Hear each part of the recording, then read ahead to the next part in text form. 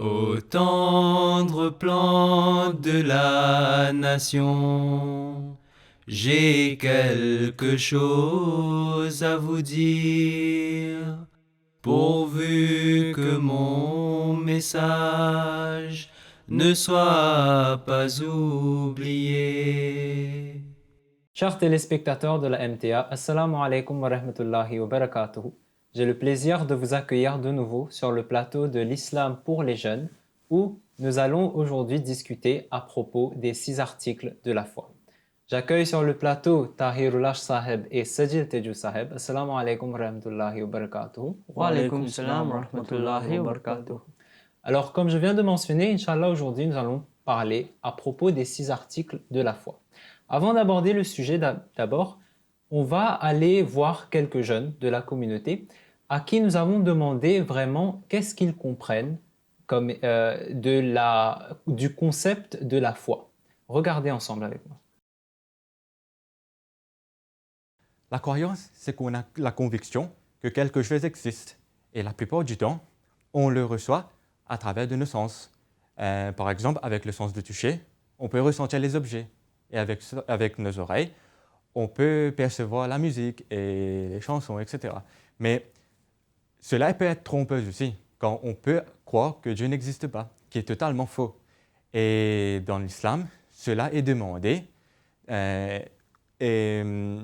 Tous les musulmans doivent croire en Dieu, et c'est ça la croyance.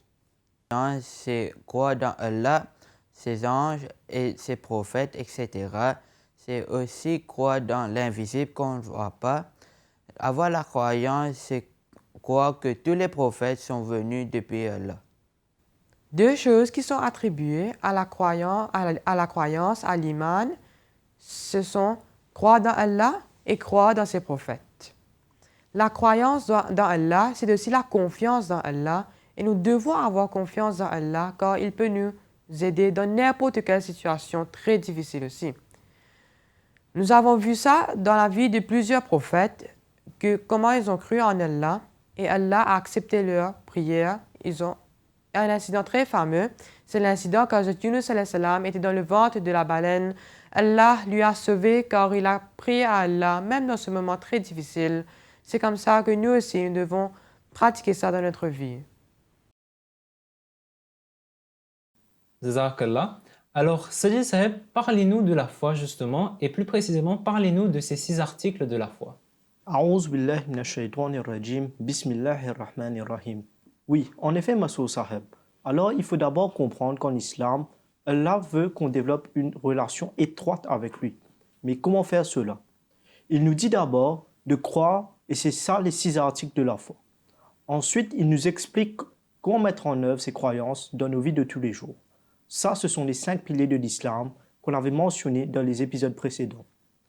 Les musulmans croient aux 6 articles de la foi parce que ce sont les 6 principes fondamentaux de la croyance islamique, la base de la pratique et de la compréhension de l'islam. Donc, la base de la croyance en islam, ce sont ces 6 articles. Jazakumullah Sajid Saheb. Alors justement, avant de venir sur ces 6 articles, je me tourne vers vous, Tahir Saheb. Dites-moi, où est-ce que nous avons eu connaissance de ces articles? D'où viennent ces principes fondamentaux de la foi en islam? Oui, Masrour Saheb, a'oudhu billahi minash shaitanir rajim, bismillahir rahmanir rahim. Alors déjà en islam, toute pratique, toute croyance qu'un musulman doit suivre se trouve dans le Saint-Coran. Donc ces 6 articles sont bien évidemment trouvés dans le Saint-Coran. Par exemple, les 5 premiers articles de la foi sont mentionnés ensemble dans le chapitre 4, verset 137, et je cite « Ô vous qui croyez, croyez en Allah et en son messager, et au livre qu'il a révélé à son messager, et au livre qu'il a révélé avant. Et quiconque ne croit pas en Allah, en ses anges, en ses livres, en ses messagers, et au jour dernier, c'est en vérité égaré bien loin. » Tandis que le 6e article est mentionné séparément dans le chapitre 25, verset 3. D'ailleurs, ces 6 articles sont aussi définis dans un hadith du Saint-Prophète Mohammed sallallahu alayhi wa sallam. Les exigences de l'iman, la foi, sont de croire en Allah, ses anges, ses livres et en ses prophètes, et aussi dans le jour dernier, et de croire en la détermination d'Allah, du bien ou du mal, le décret d'Allah. D'accord. Jazakumullah, Sajid Saheb. Alors, justement, venons à ces 6 articles. Le premier article est que d'abord, un musulman doit croire en Allah et surtout en son unicité. Tahir Saheb, parlez-nous-en. En effet, le premier article de la foi est la croyance en Allah et bien évidemment en son unicité. C'est-à-dire, on doit croire qu'il n'y a qu'un seul Dieu et ce Dieu doit être Allah. Le principe le plus important de l'islam est qu'il faut reconnaître qu'Allah est unique. Et c'est cela la base de la foi et la base du salut. Et c'est l'aspect le plus mis en avant dans l'islam. Et justement, tous les musulmans connaissent la kalima qui est récitée pour la profession de foi. La kalima est comme suite. La ilaha illallah Muhammadur Rasulullah. Et sa traduction est il n'y a pas d'autre Dieu qu'Allah et Mohammed est son messager. Donc on voit clairement qu'il faut croire en Allah et qu'il est unique. Et Masrou Saheb, la croyance en Dieu, le Créateur et le Maître de l'univers, se trouve dans toutes les religions. Mais le nom islamique Allah en arabe ne s'applique qu'à un, Dieu et à personne d'autre. L'unicité de Dieu signifie qu'il est le Dieu de tous les peuples de la terre, passé, présent et futur. Croire en Allah veut aussi dire qu'il faut croire fermement en plusieurs de ses attributs. Par exemple, il est le Seigneur de tous les mondes, il est le gracieux, le miséricordieux, il est aussi le maître du jour du jugement. D'accord, Jazakumullah. Donc, croire en Allah demande qu'on doit croire qu'il est le Seigneur de tous les mondes, qu'il est unique, mais il faut aussi croire en tous ses attributs. D'ailleurs, dans l'épisode précédent, nous avons longuement parlé à propos d'Allah et de ses plusieurs attributs. On s'est attardé beaucoup sur cela. Donc ensuite, on a le deuxième article de la foi qui dit qu'il faut croire dans les anges d'Allah. Sajid Saheb, quand on parle d'anges, il y a une croyance populaire où l'on comprend la personne des anges comme ayant d'abord des formes humaines ou qu'ils aient des ailes, etc. Donc, ce n'est pas cela le concept d'ange en islam. Qu'est-ce que l'islam dit à propos des anges? Vous avez raison, Masrou Saheb. L'islam parle des anges comme étant des êtres célestes et de nature spirituelle, qui ont leur propre identité en tant que personne. Mais comme vous dites, beaucoup croient, même en islam, que les anges ont une forme humaine ou une forme quelconque. C'est une fausse idée, parce que ce concept ramène ces entités dans une dimension matérielle. La matière doit avoir une forme et une frontière bien définie. Les anges, eux, existent dans une dimension au-delà de la compréhension de l'homme. Les anges ne possèdent aucune forme matérielle fixe. Ils ne peuvent pas être vus par nos yeux physiques en raison de nos facultés limitées. D'accord, mais pourquoi est-ce qu'on a besoin d'anges? Quels sont leurs rôles, Tahir Saheb? Leur rôle majeur est qu'ils jouent une transmission de messages entre Dieu et l'être humain. Allah a créé les anges pour accomplir plusieurs tâches. Ils sont tenus d'obéir aux commandements d'Allah et contrairement aux êtres humains, ils n'ont pas reçu le choix de faire le mal ou le bien. Dans le Saint-Coran, les anges sont fréquemment appelés Malak et Rasoul, qui en arabe veut dire pouvoir et messager respectivement. Ces significations littérales justement indiquent la nature des divers devoirs des anges. Jazakumullah. Donc, on comprend qu'un ange n'est pas vraiment comme un être humain, il est plutôt un être spirituel. Jazakumullah, on a bien discuté à propos de ces entités. Le troisième article maintenant dit qu'il faut croire dans les livres d'Allah. Sajid Saheb, quels sont ces livres? Effectivement, en islam, tous les musulmans croient dans les différents livres qui ont été apportés par les différents prophètes à travers le temps. Nous croyons qu'Allah a révélé les lois par étapes à l'humanité par l'intermédiaire de ses prophètes.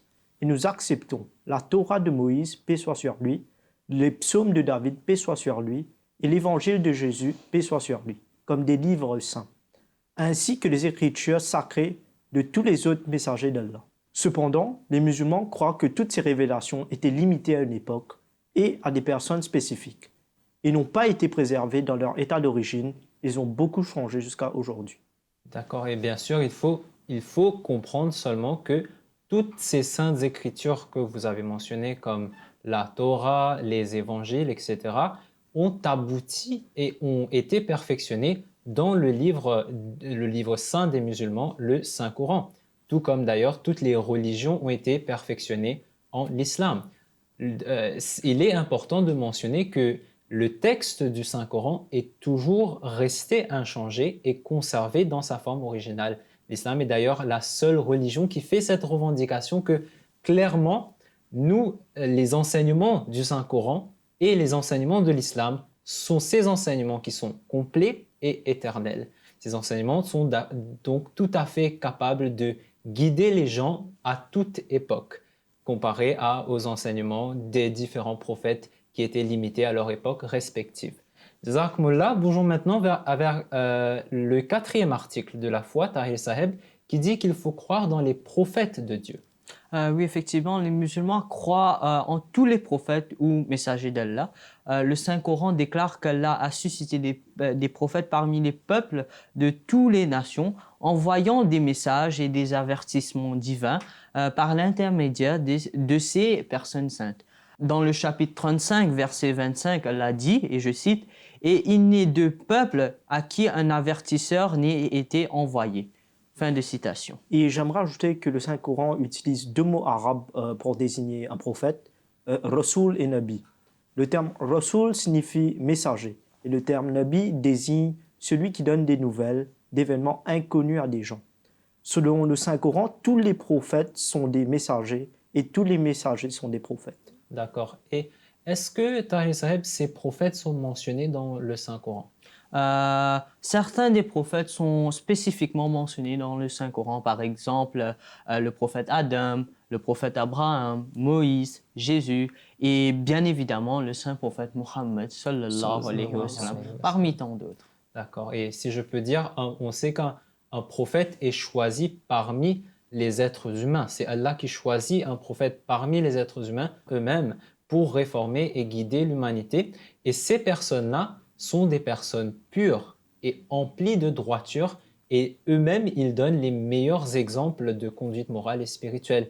Ils conduisent justement l'humanité à Allah en transmettant, comme vous avez dit, la révélation divine et aussi par leur propre exemple, ce qui est aussi très important. Cependant, Mashou Saheb, tout comme nous croyons que le Saint-Coran a été envoyé pour toute l'humanité, englobant les enseignements des Écritures passées, nous croyons également que le saint prophète Mohammed sallallahu alayhi wa sallam est le plus grand de tous les prophètes ayant été envoyés, non pas à une seule nation, mais à toute l'humanité. Comme Allah dit dans le Coran, chapitre 21, verset 108, « Nous ne t'avons envoyé que comme une miséricorde pour les peuples. » En effet, bien sûr, et je sais que dans le Saint-Coran même, Allah appelle le saint prophète Mohammed sallallahu alayhi wa sallam le Khatamun Nabiyyin, c'est-à-dire le sceau de tous les prophètes. Donc, Hazrat Muhammad sallallahu alayhi wa sallam reçoit vraiment ce titre du plus grand de tous les prophètes à travers cela. Le 5e article parle de la croyance dans le jour du jugement. Tahir Saheb, c'est quoi le jour du jugement? Alors, le jour du jugement est l'un des concepts les plus fameux dans le Saint-Coran. Selon le Saint-Coran, lorsque le jour du jugement arrivera, cet univers entier prendra fin. Ce jour-là, les morts seront ressuscités et ils rendront compte de leurs actes. Les personnes ayant un bon passé seront récompensées, évidemment, et accueillies au paradis, tandis que les personnes ayant un mauvais passé seront punies et jetées en enfer. Dans le Saint-Coran, le jour du jugement a beaucoup de noms, des noms divers. Par exemple, Yawm al-Qiyamah, le jour de la résurrection, et un autre nom est Al-Qariya, qui veut dire la calamité. Je vous invite justement à écouter la sourate Al-Qariya, qui est le 101e chapitre du Saint-Coran, où Allah décrit le jour du jugement. بسم الله الرحمن الرحيم القارعة ما القارعة وما أدراك ما القارعة يوم يكون الناس كالفراش المبثوث وتكون الجبال كالعهن المنفوش فأما من ثقلت موازينه فهو في عيشة راضية وأما من خفت موازينه فأمه هاوية وما أدراك ما هي نار حامية. Au nom d'Allah, le gracieux, le miséricordieux, le grand bruit effroyable. Qu'est-ce le grand bruit effroyable?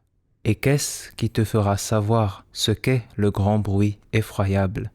Le jour où les hommes seront comme des phalènes dispersées, et que les montagnes deviendront comme de la laine cardée. Alors, quant à celui dont la balance est lourde, il jouira d'une vie agréable. Mais, quant à celui dont la balance est légère, sa mère sera Hawiya. Et qu'est-ce qui te fera savoir ce qu'est cela? C'est un feu brûlant. C'est effectivement une belle description de ce jour où nous allons tous rendre compte de nos actions sur Terre. Et Tahir Saheb, est-ce que nous savons vraiment quand est-ce qu'il y aura ce jour du jugement? Alors, pas très exactement. Dans le Coran, de nombreux signes de la venue de l'heure du jour du jugement sont donnés, mais son moment exact n'est connu que par Dieu. D'accord, jazakumullah. Alors venons maintenant sur le dernier article de la foi qui parle de la croyance en le taqdir, c'est-à-dire le taqdir, le décret divin. Beaucoup de musulmans pensent qu'il s'agit d'une prédestination, que tout est décrété, tout est écrit, on ne peut rien changer, on ne peut rien faire. Sajid Saheb, est-ce que c'est vrai? Non, Monsieur Saheb, pas exactement. Oui, sans aucun doute, tout est décrété, car Allah connaît le passé, le présent et le futur. Mais il existe deux types de taqdir, deux types de décrets. Le premier est fixe. Par exemple, il a été décrété que tout le monde va mourir un jour. Mais ensuite, le deuxième type de taqdir est plus flexible et dépend de nos prières et de nos aumônes. L'homme est soumis au décret divin et tout ce qu'Allah décide doit arriver un jour. Et aucun effort de notre part ne peut le changer.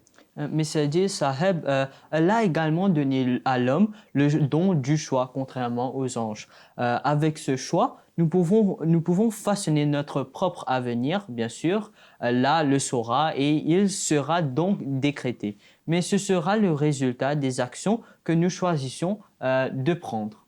D'accord, jazakumullah, Sajid Saheb et Tahir Saheb. Nous avons bien discuté à propos de ces 6 articles de la foi qui sont, comme nous avons vu, la base même de la croyance en islam. Avant de terminer, j'aimerais rejoindre un missionnaire de la Jamaat qui va nous expliquer, d'abord faire un résumé de ces 6 articles, mais aussi nous expliquer l'importance aussi de ces 6 articles de la foi qu'il faut avoir en islam. Rejoignons Murabi Saheb. L'islam nous guide et nous aide à construire une relation proche avec Allah, notre Créateur, d'abord en nous guidant en ce qui concerne ce qu'on doit croire et ensuite en nous disant ce qu'on doit pratiquer. Donc, en ce qui concerne ce qu'on doit croire, il y a les 6 articles de la foi, ce que chaque musulman doit croire, et en ce qui concerne la pratique, en ce qui concerne nos actions, il y a les 5 piliers de l'islam. Donc, ce qui est évident, c'est que simplement avoir la foi ou croire n'est pas suffisant pour avoir le salut. Allah nous enseigne qu'on doit aussi pratiquer les enseignements de notre vie quotidienne. Donc, sans la pratique des enseignements, sans la pratique des commandements d'Allah, on ne peut pas avoir le salut. Ces pratiques sont représentées par les 5 piliers de l'islam. Et donc, en ce qui concerne la foi, en ce qui concerne les croyances, cela se résume aux 6 articles de la foi. Premièrement, on a croire en l'unicité d'Allah et ensuite croire aux livres, en tous les livres révélés par Allah. Ensuite, croire aux anges d'Allah, croire en tous les messagers d'Allah, croire au jour du jugement dernier et à la fin, croire au décret d'Allah. Je vais donner une explication simple sur ces 6 articles de la foi. Donc, premièrement, on a croire en l'unicité d'Allah.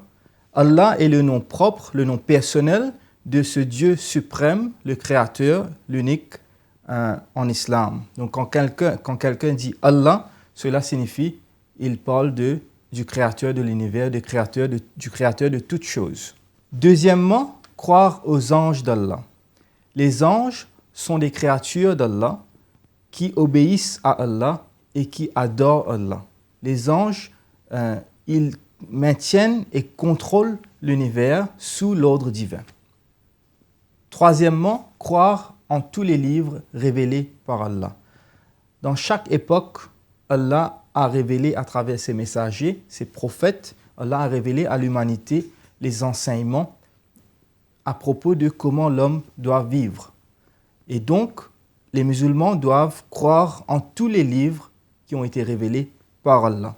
Donc, bien sûr, les musulmans, ils croient que dans chaque époque, alors qu'Allah a envoyé ses messagers et ses livres, ces enseignements-là étaient limités à ces époques et pour un certain temps, bien sûr, et aussi limités à certains peuples. Le Saint-Coran a été révélé par la suite et le Saint-Coran est le livre sacré qui n'est pas limité par le temps. Donc les enseignements qu'Allah a révélés dans le Saint-Coran à travers le Saint-Prophète Muhammad sallallahu alayhi wa sallam, paix soit sur lui, ces enseignements-là vont durer jusqu'à la fin des temps et ces enseignements comprennent tous les éléments de base qui avaient été révélés aussi dans tous les livres sacrés antérieurs. Quatrièmement, bien sûr, évidemment, si les musulmans croient en tous les livres révélés par Allah, il va de soi qu'ils croient aussi en tous les prophètes, tous les messagers qu'Allah a envoyés à l'humanité. Donc, le quatrième article de la foi, c'est croire aux messagers d'Allah. Les musulmans croient que dans chaque époque, comme je viens de mentionner, Allah a envoyé les messagers vers l'humanité, vers chaque peuple, pour les guider vers Allah. Et donc, Allah a aussi envoyé ses révélations à travers ses messagers, ses prophètes, pour guider l'humanité. Et ensuite, quand l'humanité est arrivée à un certain stade de développement où l'humanité pouvait recevoir un message universel qui allait durer jusqu'à la fin des temps, Allah a envoyé le saint prophète Muhammad sallallahu alayhi wa sallam. C'est lui le chef de tous les messagers, c'est lui le plus grand messager de tous les temps. Cinquièmement, les musulmans croient au jour du jugement. Cela veut dire que chaque personne, comme Allah nous a enseigné dans le Saint-Coran, chaque personne doit trouver la mort, mais que la mort n'est pas la fin, il y a une autre vie après la mort. Et le jour du jugement, chaque personne va être jugée par Allah au sujet de ses actions qu'il a commises dans cette vie d'ici-bas. Et ceux qui auront commis plus de bonnes actions, ils iront au paradis. Et bien sûr, ceux qui auront commis des péchés, ils iront en enfer. Et c'est Allah qui décide de cela. Sixièmement et en dernier, les musulmans doivent croire au décret d'Allah. C'est quoi le décret divin? Le décret divin, croire au décret divin signifie que chaque musulman croit qu'Allah est le maître absolu. Chaque musulman accepte la volonté et la décision d'Allah comme étant finale. Les lois physiques et les lois spirituelles qu'Allah a établies, ils sont aussi des formes de décret divin.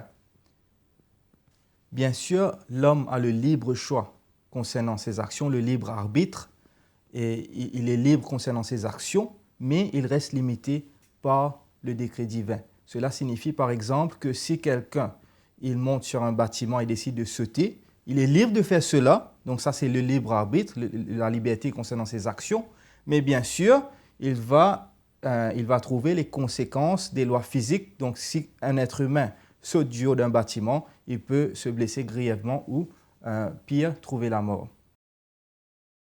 Jazakumullah Murabi Saeb. Jazakumullah à vous sur le plateau de nous avoir expliqué un peu c'est quoi ces 6 articles de la foi. Inch'Allah, nous allons continuer notre série de 12 épisodes sur l'islam. Jazakumullah Tahir Saeb, Jazakumullah Sajid Saheb. Chers téléspectateurs, nous sommes arrivés à la fin de cet épisode de l'islam pour les jeunes. Je vous retrouve pour le prochain épisode. Sur ce, Assalamu alaikum wa rahmatullahi wa barakatuh.